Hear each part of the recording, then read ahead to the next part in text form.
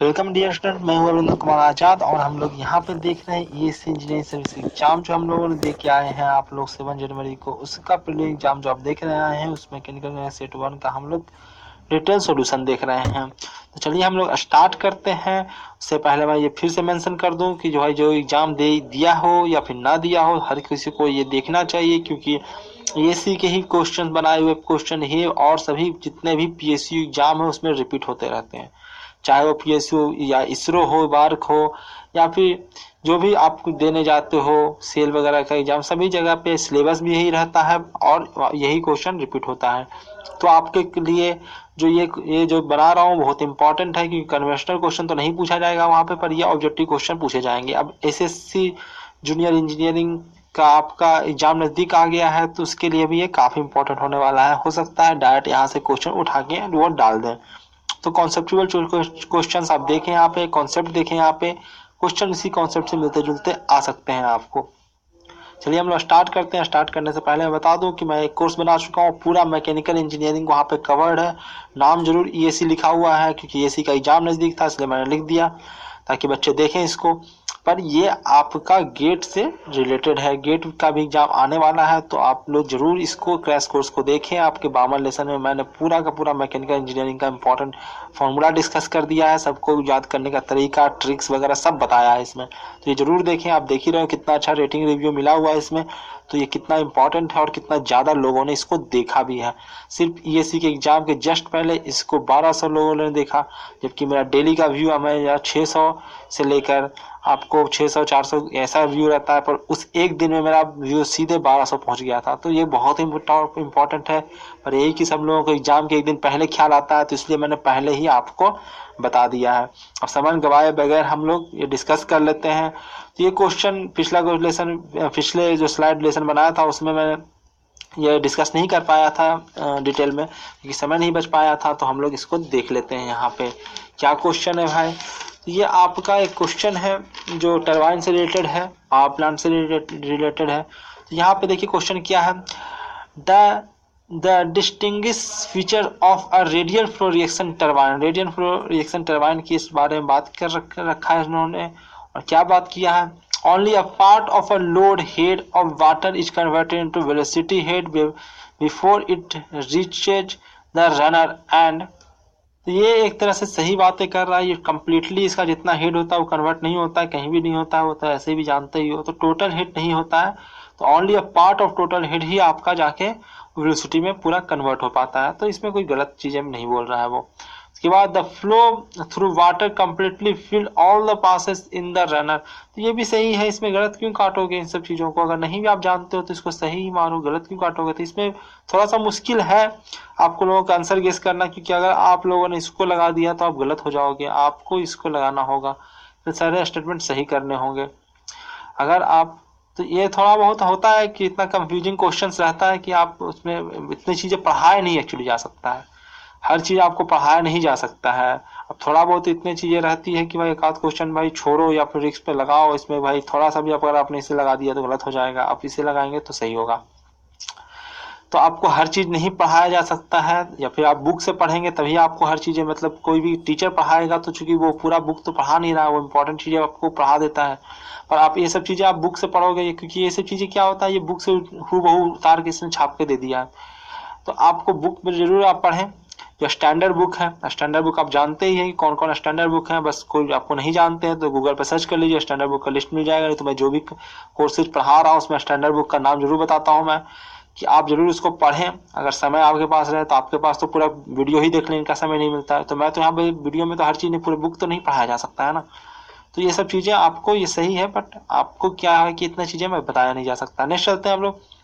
ये मैं पूरा बता चुका हूँ कि Kaplan turbine is essentially a propeller working in reverse and its blade are so mounted that all the blade angle can be adjust. तो उसमें जो मैंने बार बार कैप्लन टरबाइन में बताया था कि वेरिंग लोड के लिए यूज होता है, मैंने क्रैश कोर्स में बता चुका हूँ इसके बारे में। ये वायरिंग लोड के रूप में यूज होता है। और पावर प्लांट का जब मैं कोर्स बनाऊंगा तो और डिटेल में बताऊंगा आपको कैप्लान टरबाइन के बारे में, कि जब वायरिंग लोड के साथ जब यूज करना हो तो कैप्लान टरबाइन यूज होता है, क्योंकि इसमें ब्लेड जो होता है एडजस्टेबल ब्लेड होता है, वो अपने आप एडजस्ट हो जाता है और उस प्रकार से वो अपना लोड जिस प्रकार से वेरी करता है उस प्रकार से आपका ब्लेड भी एडजस्ट हो जाता है। तो ये यही चीज लिखा है, तो ब्लेड एडजस्ट होगा तो ऑब्वियसली एंगल चेंज होता रहेगा। Simultaneously by means of the suitable gearing even as the machine is in operation। तो ये ऐसी बातें हैं, तो यह स्टेटमेंट आपकी सही है। थर्ड में चलते हैं। Draft tube is a pipe of gradually increasing cross section area which must. तो अब ड्राफ्ट ट्यूब तो बना हुआ आपने देखा ही होगा। ड्राफ्ट ट्यूब आपका ऐसा बना रहता है, तो इसमें भाई ग्रेजुअली इंक्रीजिंग क्रॉस सेक्शन तो दिख ही रहा है, विच मस्ट भाई ग्रेजुअली इंक्रीजिंग क्रॉस सेक्शन ही बनाया जाएगा, क्योंकि उसमें हम लोग को प्रेशर बढ़ाना है। क्योंकि कम प्रेशर पे वो था, उसको बढ़ा के प्रेशर हम बढ़ाएंगे तभी उसको हम, जब वो एटमॉस्फेरिक प्रेशर पे आ जाएगा तब हम उसको रिलीज करेंगे। या फिर वो प्रेशर जहाँ पे हमको उसको रिलीज करना हो, वहाँ पे जहाँ पे रिलीज करना हो वहाँ क्या जो प्रेशर है उसी प्रेशर पे हम उसको रिलीज करेंगे, नहीं तो बहुत ज्यादा आपका लॉसेस होगा और नुकसान आपका होगा। तो ये ऐसा हम नहीं करेंगे, उसको उस प्रेशर पे लेके जाके करेंगे। तो वही चीजें वो हूबहू लिख भी दिया है। क्रॉस सेक्शन एरिया मस्ट भी एयर टाइट होना चाहिए, वो ऑब्वियसली होना चाहिए, नहीं तो लॉसेस वगैरह होंगे। उसके बाद under all condition of operation its lower end must be submerged below the level of discharge water in the tail race. तो इसको हाँ नीचे आपको टेल रेस में इसको सबमर्ज करके रखना है, नहीं तो जानते ही हो कि वह ऊपर से गिराओगे पानी तो वो छलकेगा, इधर उधर जाएगा, और फिर प्रेशर अगर चेंजेज रहा, प्रेशर डिफरेंस रहा तो और बम बम करके आवाज करेगा वो। तो ऐसा नहीं करता। जैसे कि आप बल्ब फोड़ते होगे, आप पहले वाला बल्ब जो आता होगा उसको अगर फोड़ो तो उससे आवाज क्यों आता है, क्योंकि उसमें तेजी से हवा अंदर घुसता है, क्योंकि वहां पर आपका प्रेशर कम रहता है। इसी प्रकार से बड़ाम बड़ाम आवाज करता है। जैसे पॉलिथीन में भी आप एयर भर के फोड़ते होगे तो आवाज करता है, तो वो भी आवाज इसलिए करता है कि बहुत तेजी से एयर को बाहर जाना होता है। तो ऐसा ही यहाँ पे होगा अगर ऐसा इस तरह चीजें नहीं की जाए तो ये भी स्टेटमेंट सही है आपका। इस प्रकार से स्टेटमेंट आपका तीनों सही है। नेक्स्ट चलते हैं, हमारे पास समय बहुत कम बच जाता है। ये सब चीजें लिखी गई थी जिसको मैं एक्सप्लेन कर चुका हूँ। उसके बाद आपका नेक्स्ट क्वेश्चन है 56 की ओर हम लोग बढ़ते हैं। उसमें है आपका the mechanical efficiency of a centrifugal pump is the ratio of. देखो सेंट्रीफ्यूगल पंप हो क्या रहा है, देखो जहाँ पे एनर्जी लॉस होता है वो भी मैकेनिकल कारण, फ्रिक्शन के कारण, वहीं पे आपका जो मिनिमम बाई मैक्सिमम कर दोगे तो आपका एफिशिएंसी निकल के आ जाएगा। तो वहाँ पे शाफ्ट से आप क्या करते हो, प्रोपेलर को एनर्जी दे रहे हो, तो शाफ्ट को तो खुद नचा रहे हो तो, क्योंकि पंप है वो। तो इलेक्ट्रिसिटी किसको दे रहे हो, तो मोटर से नचा रहे हो, तो शाफ्ट नचाते हो, उससे आपको पानी को हेड चढ़ाना है तो पानी चढ़ेगा। तो इम्पेलर को आप पावर दे रहे हो, तो इम्पेलर का पावर कितना है और शाफ्ट का पावर कितना है, इस दोनों को डिवाइड करोगे तो मैकेनिकल एफिशिएंसी निकल के आ जाएगा। तो डी आपका आंसर सही है। Energy available at impeller to the energy supplied to the pump by prime mover. Prime mover कितना एनर्जी सप्लाई करता है और कितना इम्पेलर को मिल पा रहा है, तो यही आपका एफिशिएंसी होगा, मैकेनिकल एफिशिएंसी। नेक्स्ट चलते हैं। Consider the following advantage of rotary pump compare to reciprocating pump. तो ये सब आपका पावर प्लांट का क्वेश्चन है। देखते हैं पहला हम लोग, पहला है हमारा कि study discharge which increase with decrease in head. तो स्टडी डिस्चार्ज जो है ऑब्वियसली आप उसको फिक्स एनर्जी दे रहे हो, तो उसका अगर डिस्चार्ज बढ़ाओगे अगर आप तो आपका हेड कमेगा, हेड बढ़ाओगे तो डिस्चार्ज कमेगा। तो भाई दोनों तो आपको मिलेगा नहीं। ऑब्वियसली तुम पंप जो रखा बड़का पंप लगा दो, ऊपर तक कर दो, जैसे कि तुमने पानी दिया होगा मोटर से अगर चलाया हो कभी, तो उसमें वाटर वाला पानी लो, उसमें क्या करो, उसको जब ऊंचाई पे ले जाते हो छत पे, जो गर्मी में आप ठंड जो आप गर्मी में छत पे अगर जो सोता होगा वो पानी पटाता होगा, पानी डालता होगा, तो ऊपर जैसे ले जाते हो तो पानी का जो डिस्चार्ज नहीं कमता है क्या, धीरे धीरे नहीं पानी आने लगता है। जबकि आप नीचे ले जाओ तो आओ तेजी से पानी गिरने लगता है। तो यही चीज तो लिखा हुआ, तो ये तो सीधा आपका ऑब्जर्वेशन है, इसमें तो पढ़ने वाला कुछ है ही नहीं। अगर बचपन में भी किया होगा, जिसने पाइप से पानी वगैरह पटाया होगा, फूलों को पानी दिया होगा, थोड़ा हाइट पे उठा लो पाइप को, पाइप से डिस्चार्ज कम जाएगा। तो हेड जैसे ही बढ़ा वैसे डिस्चार्ज कम गया, डिस्चार्ज जैसे बढ़ेगा वैसे हेड कम जाएगा, नीचे ले जाओगे। तो यही तो सिंपल सी बात है। नेक्स्ट है suitable for the handling fluid with suspended solid particle. बिल्कुल गलत बात है। सस्पेंडेड पार्टिकल जब रहेगा तो हमारा हैंडलिंग कैसे फ्लूइड का आसान हो जाएगा, तो इरोजन क्रोजन वगैरह करेगा, टकराएगा, हमारा सब कुछ तोड़ता देगा। तो भाई जितना अच्छी बात नहीं है ये कि उसमें सॉलिड पार्टिकल्स रहे, तो भाई बच्चा दे सकता हूँ। और ये देखो सबसे अच्छी बात तो ये, जैसे ही दो स्टेटमेंट पढ़ा तो मैं बच्चा भी बता सकता है इसमें कि ये गलत स्टेटमेंट है, और जैसे ये गलत स्टेटमेंट हुआ बस आपको देख लो कि कहाँ पे दो गलत है, दो मार्क गलत जहाँ पे है वो आंसर हो गया, सी आपका आंसर हो गया, खत्म किस्सा, बाकी आगे पढ़ने की जरूरत ही नहीं है। फिर भी मैं आपको नॉलेज के लिए बता देता हूँ कि लेस बल्कि देन आपका पॉजिटिव डिस्प्लेसमेंट पंप।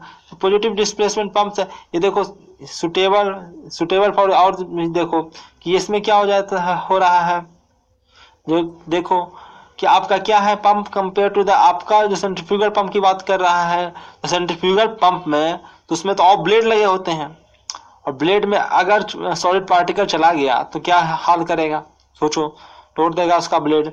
उसके बाद देखो लेस बल्कि then the displacement pump positive, तो ये आपका स्टेटमेंट सही है, फिर भी नहीं भी आ रहा है तो फिर थोड़ा बहुत तो आप लोगों को करना ही पड़ेगा, हर चीज तो नहीं बताया जा सकता। तो लेस बल्कि होता है आपका जो जो रोटरी आपका पंप होता है, आपका सेंट्रीफ्यूगल पंप जिसे आप कहते हैं, तो वो आपका रेसिप्रोकेटिंग पंप से उसमें हैवी पिस्टन वगैरह लगा होता है ना, तो वो उसके कारण एक भारी सा पिस्टन ही लगा हुआ है और वो आना जाना कर रहा है। उसके बाद फ्लाई व्हील भी लगाना पड़ेगा एक, सोचो फ्लाई व्हील नहीं लगाओगे वो चल कैसे रहा है, फ्लाई व्हील से ही तो चलता है, आगे पीछे हो रहा है, घूम रहा है, तो भाई एक आप चलाने के लिए इसको फ्लाई व्हील की भी जरूरत पड़ती है। तो वो इस प्रकार से उसमें आपको वो थोड़ा सा बल्कि होगा आपको रेसिप्रोकेटिंग पंप। उसके बाद चलते हैं हम 4 में, आवाज भी ज्यादा करेगा रेसिप्रोकेटिंग पंप। 4 में बात करते हैं can be started with open delivery with list load, can be started हम कर सकते हैं उसको, यहाँ पे नहीं कर सकते हैं, तो ऑब्वियसली ये एडवांटेज है आपका सेंट्रीफ्यूगल रोटरी पंप का रेसिप्रोकेटिंग पंप पे, कि हम क्या कर सकते हैं उसको can be started with open delivery with head loss के साथ। तो ये आपका सी आंसर हो गया है। ये नेक्स्ट चलते हैं हम लोग, बाकी चीजें मैंने लिख भी दिया है, बहुत सारी चीजें लिखा हुआ है। Rotary pump give study discharge and discharge increase with the decreasing the head, reciprocating pump is suitable for the fluid having solid particle. Reciprocating pump पे आप ऑब्वियसली कर सकते हो क्योंकि इसमें बस कंप्रेस करना है, उसमें पार्टिकल तो भाई उसका वहां भी नुकसान पहुंचाएगा, लेकिन ठीक है चल जाएगा काम, लेकिन वहां पे ब्लेड चल रहा है तो ब्लेड में टकराएगा हाई स्पीड से तो काफी नुकसान पहुंचाएगा। नेक्स्ट चलते हैं, according to aerofoil theory the guide angle of Kaplan turbine blade is defined as the angle between, तो ये आपको अगर याद है तो ठीक है, नहीं याद है तो याद कर लीजिए कि ये लिफ्ट एंड रिजल्टेंट फोर्स के बीच का एंगल होता है आपका एरोफॉइल थ्योरी के अनुसार। नेक्स्ट चलते हैं हम लोग, नेक्स्ट टाइम आ रहा है an ideal close cycle gas turbine plant is working between the temperature limit, उसने दे रखा है इतना इतना, और कर आप pressure receive for the maximum output condition. Maximum output condition के लिए पूरा मैंने बहुत बार पावर प्लांट का जो क्रैश कोर्स बनाया है उसमें मैंने पूरा डिटेल में डिस्कस किया है कि मैक्सिमम इफिशिएंसी के कंडीशन में क्या होना चाहिए और मैक्सिमम वर्क का कंडीशन क्या होना चाहिए। वहां पे मैंने आरपी का फॉर्मूला ये बड़ा लिखा था, अब यहाँ पे फिर से नहीं बताऊंगा, एक्सप्लेन नहीं करने जाऊंगा कहाँ से ये फॉर्मूला आया, पर यहाँ पे ये फॉर्मूला अगर आपको याद है तो आपको फॉर्मूला में उसके बाद भी क्वेश्चन में बहुत सारा जान बचा हुआ है, क्योंकि यहाँ पे आप टेम्परेचर रखिए, टेम्परेचर रखने के बाद भी आपको ऐसा कुछ आ जाता है, तो ऐसा कैसे कैसे हम इसको सोल्व करें, तो इसको ऐसा टर्म, इसको भी मैंने सोल्व करके पूरा दिखाया है कि इसको ऐसे टर्म में कन्वर्ट करें, इसको ऐसे टर्म में कन्वर्ट करें, इसको ऐसे टर्म में कन्वर्ट करें आप 3/4 आप लिख सकते हैं, 3/4 तो 4 तो आ ही गया, 3/4 को आप लोग 64 1/4 कर सकते हैं और इसको √2 के रूप में कन्वर्ट कर सकते हैं और इसको आगे बढ़ाकर आप √2 का वैल्यू तो जानते ही है, तो इस प्रकार से आप कर सकते हैं। तो ऐसा भी मुश्किल क्वेश्चन पूछता है वो। उसके बाद आप 60 की बात करें, the critical speed of turbine, critical speed वही है भाई, हर जगह क्रिटिकल स्पीड आपको टरबाइन में नहीं पढ़ाया गया होगा, तो क्रिटिकल स्पीड वही होता है जो आपने टॉम में पढ़ा होगा शाफ्ट के लिए, शाफ्ट वेल्डिंग वगैरह का जो फिनोमेना पढ़ा होगा, नहीं पढ़ा तो मैं पढ़ाऊंगा आपको वाइब्रेशन में, कि वहाँ पे जब आपका शाफ्ट का डायमीटर, शाफ्ट का जो आपका ओमेगा जो होता है, अगर वो नेचुरल फ्रीक्वेंसी से वो मैच कर जाए तो वहाँ क्रिटिकल सिचुएशन में चला जाता है और वहाँ पे उसका एम्पलीट्यूड एकदम मैक्सिमम हो जाता है, इन्फिनिट के बराबर हो जाता है, शाफ्ट टूट जाएगा। तो ये आपका क्रिटिकल स्पीड होता है, जो कि सी आंसर है। The speed which equal to the natural frequency, natural frequency का अगर बराबर हो गया तो आपका शाफ्ट का टूटना तय है, क्योंकि वहाँ पे एम्पलीट्यूड उसका मैक्सिमम हो जाएगा, इन्फिनिट के बराबर हो जाएगा। तो चलिए इस लेसन में इतना ही, थैंक यू वेरी मच। तो आपसे आग्रह है कि भाई अधिक से अधिक मुझे शेयर करिए, रिकमेंड कीजिए, रेटिंग दीजिए, रिव्यू दीजिए। जो साइलेंटली पढ़ रहे हैं, जो बिल्कुल शेयर रिव्यू नहीं दे रहे हैं, शेयर नहीं कर रहे, अपने दोस्तों को नहीं बता रहे हैं, भैया भाई मुझे बहुत तकलीफ हो रही है इससे, आपको पता होना चाहिए। कि अनअकैडमी मुझे बार बार ब्लॉक कर दे रहा है, आपको देख रहे हैं कि कोर्स आने में कितना लेट हो गया आप लोगों का, क्यों लेट हुआ, क्योंकि आप लोग मुझे अच्छा रिव्यू नहीं दे रहे हैं और मेरे कंपटीटर लोग मुझे बार बार नेगेटिव रिव्यू दे रहे हैं, जिसके कारण मुझे एक्सप्लेनेशन देना पड़ता है अनअकैडमी को, और इसके कारण अनअकैडमी हमारा क्वालिटी चेक करती है मेरे कोर्सेज को और उसमें लटका के रखती है काफ़ी दिनों तक। तो इसको 8 जनवरी को पब्लिश होना जाना चाहिए था, क्योंकि मैं 7 जनवरी को ही मैंने रात भर जग कर खूब सारा बनाया था।